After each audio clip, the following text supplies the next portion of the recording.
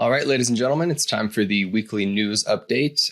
I'm contributing writer Jake Fogleman, joined, of course, with Reload founder Steve Gutowski. How are you this week, Steve? I'm doing all right. Jake, how you doing? Doing pretty well. You had a pretty big story to go out today as we're filming. I guess there's this viral video going around sort of the online gun community about an ATF agent inside of a gun store in Arizona. Can you give us a little bit of the details about what happened?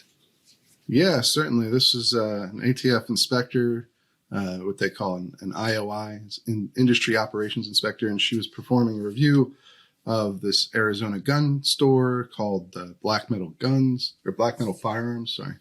And during that review, she apparently took pictures of their acquisitions and dispositions book, or all of their acquisitions and dispositions books, A&D books for short, which include basically all the guns they've inventoried and sold, and where they were sold to, who bought them, where the person lives, all this sort of personal information that is required to be kept generally, in the event of there was a trace. If one of the guns they sold ended up in a crime at some point, that's how the ATF traces guns. They go back to the dealer. The ATF itself is not allowed to keep firearms records outside of certain exceptions, beyond the background checks. They can't keep beyond, I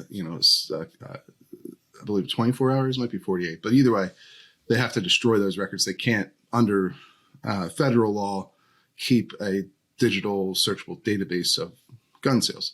So when a gun is found in a crime, they'll trace the serial number, and they go back to the dealer that sold it and look through their records. And so that's why these books exist. But that gives you some insight into why taking pictures of them, if you're an inspector, and it's claimed that this inspector is doing it on her personal phone, is something concerning to this gun store when they see it happen, and they confront her about it.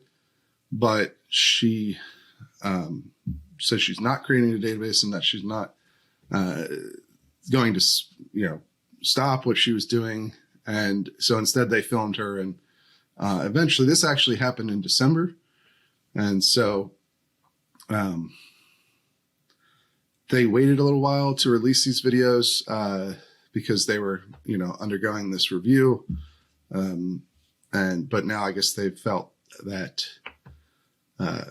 she recommended the revocation of their license, which would, shut down the store. And so they decided to release these videos now.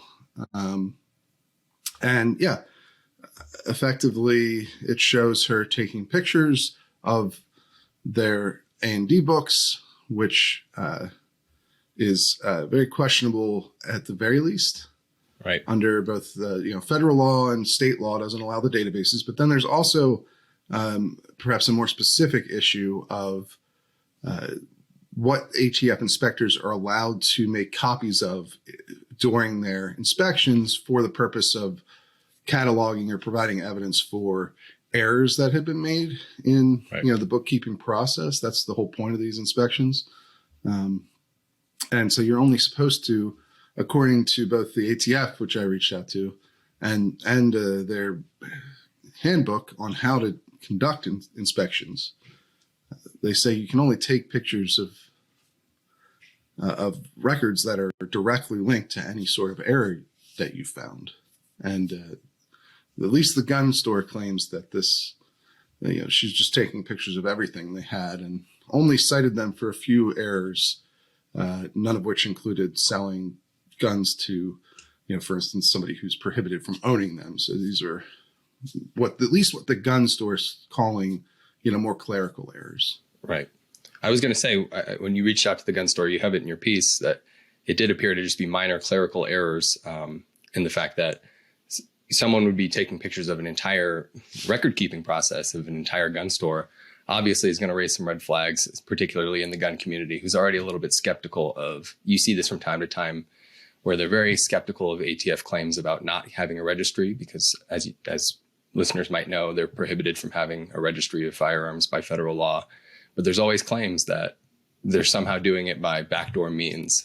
So naturally, in a situation like this, obviously it's only one gun store, but it's going to raise the hackles of the gun community who thinks that ATF agents are taking full pictures of an entire record keeping process of gun sales. Yeah. I mean, you can see why people would be concerned about that, especially if it's a wider spread process. Now, I guess the wrinkle here, right, is that a lot of gun stores today will keep these records in digital form, and this store kept them in a paper form. So, if a gun store is being inspected and has digital records, it might be easier for an agent to make a full copy of those than what happened in this case, where she had to sit there and take pictures of everything. But I mean, according to the gun store, at least, and look, the ATF said that they don't comment on ongoing inspections or investigations. So we don't really have the inspector side of this. They also wouldn't confirm the agent's name that the gun store had given us and other media outlets. So we don't have the inspector's side of this story at this point. We have video evidence, and we have what the store said, and we have the ATF's on record responses, but none of them. The ATF was very vague about it. They said, look, effectively, I talked to Eric Longnecker, who's there. I believe he's becoming the new chief of communications over there, because the previous one just moved on to a different job. But either way, he told us that effectively, the ATF's processes for these inspections are public because they were released as part of a Freedom of Information Act request back in 2019. That's why we know that the handbook says you can't make just copies of everything. They have to be related to a specific infraction that you're trying to bring up against an FFL, a federal firearms licensee, a gun dealer. And so it does certainly seem, at the very least, that the evidence points to this inspector going well beyond what she was allowed to do in terms of copying these records. And obviously, the tensions between the industry, not just gun rights activists or gun owners and the ATF, but also the ATF and the gun industry, which tend to have a little bit more of a at least a cordial working relationship than perhaps the ATF has with gun rights activists. But that relationship between the industry and the agency is under strain now.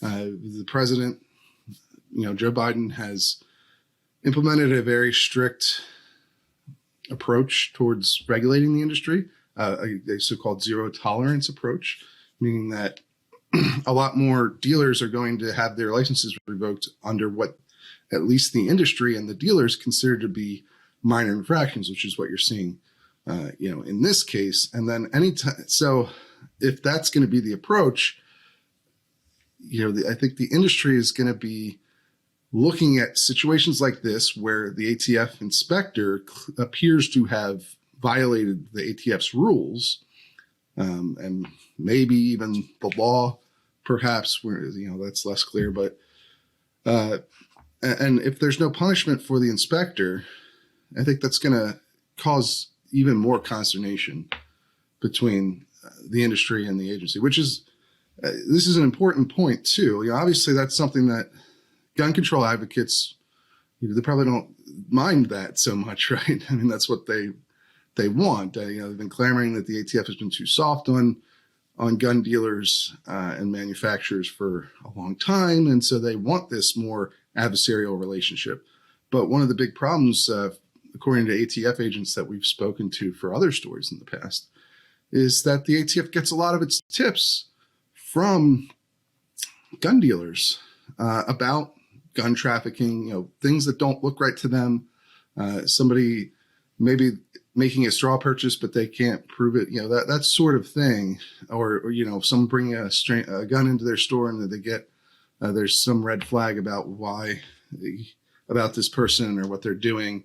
That's how the ATF gets a lot of tips to run investigations on gun trafficking and other sorts of gun crimes. So if the relationship between the industry and the agency is completely torn apart, that's going to actually hurt gun prosecutions and investigations in this country. I mean, I think that's one of the overlooked parts of all of this. We tend to focus a lot more on the politics of it and the industry and its influence in government or whatever, and the agency's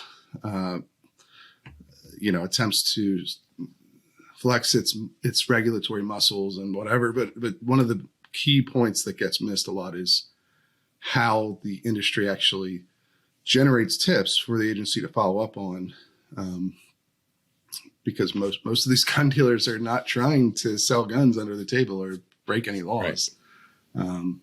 And they don't like people who do. So, right.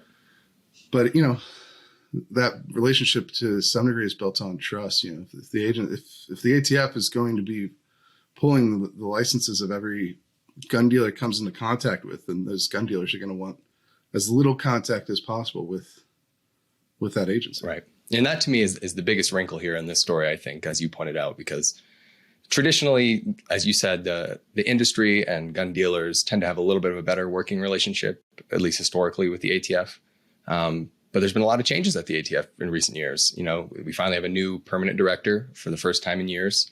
So we don't know how that's going to change the relationship. People in the industry reportedly really liked the previous acting director, Marvin Richardson. I guess there was a good working relationship there. So maybe that's a big change. We don't know if the alleged conduct of this inspector was sort of a lone incident going a little bit rogue off ATF protocols, or if this is just a new kind of way that they're training their inspectors to do things. So it'll be interesting to watch how this relationship develops going forward. As you said, Biden's made cracking down on these dealers a major priority for the agency. Now that there's a director that he was able to nominate and get confirmed, is that going to be the way that they approach these gun stores going forward? It'll be interesting to see. Yeah, that's the big question, right? I mean, I think this case is really going to be symbolic of where things go, how this turns out. Is there going to be an investigation? ATF said that if the licensee reports or complains to the agency, then there'll be an investigation. We'll see if they follow through on that.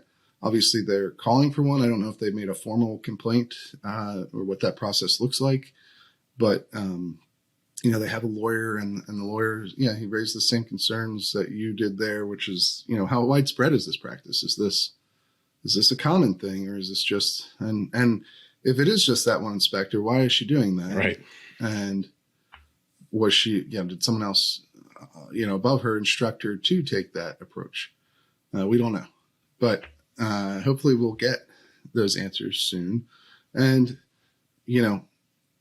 of course, we'll keep watching all this to see if more of these cases pop up. Because I think if this is a widespread incident or widespread tactic, if it's a new thing that's being, sent down from above, then we'll probably see more of this. Is how you'll know, and so we'll certainly keep on top of that going forward. And to just give some clarity here on at least we don't have the report that was written up by the inspectors. So we can't know for sure exactly what was all in there, what the errors were, and whether they are as minor as the gun store described them to be. But the owner, Dave Nagel, told me that effectively they had some clerical errors on checking things like, and some of the stuff they didn't seem to agree with the inspector that on, as far as it being a violation. But things like checking out suppressors or silencers to staff in their records, or stuff like selling firearms to people who had active concealed carry licenses, but who had presented them the expired license. So the person wasn't prohibited, these two sales, that they weren't to prohibited people, but they had done the sale based off of the wrong license, or at least the outdated license. And so that was, I think, one of the more serious errors that was involved here.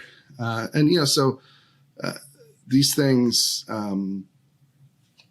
obviously the store thinks that they're minor, they're small issues that they say they corrected before she even finished writing her report. But we don't have the report ourselves, so we can't verify that that's all the only issues that were involved. However, they would be in line with this complaint that the ATF is going completely zero tolerance, meaning if you have any errors, they'll try to pull your license, and they are trying to pull this store's license, this inspectors. So we'll have to see how that all plays out.